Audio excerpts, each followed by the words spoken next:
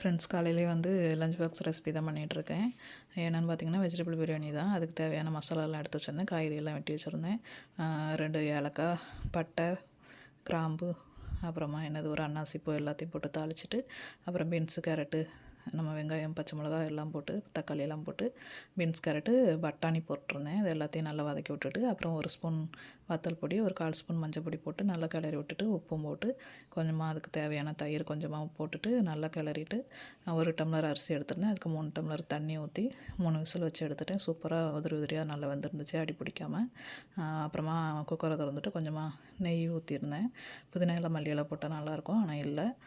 Lunch பாக்ஸில் எடுத்து வச்சுட்டு கொஞ்சமாக அதில் நெய்யும் ஊற்றி, எக்ஸ்ட்ரா ஒரு பாக்ஸ் கேட்டாங்க, அதுவும் எடுத்து வச்சாச்சு. அப்புறம் அப்பளம் பொரிச்சு, நேற்று சிக்கன் பொரிச்சதில் 2 பீஸ் இருந்தது, அதையும் கொடுத்தாச்சு. தயிர் சாதம் வேண்டான்ட்டாங்க. அவசர அவசரமாக காலேஜ் கிளம்பியாச்சு. காலையிலேக்கு தயிர் சாதம் பண்ணி கொடுத்துட்டேன். பாருங்கள், அடி பிடிக்கவே இல்லை, சூப்பராக இருக்குது. வீடியோ பிடிச்சா லைக் பண்ணுங்கள், சப்ஸ்கிரைப் பண்ணுங்கள்.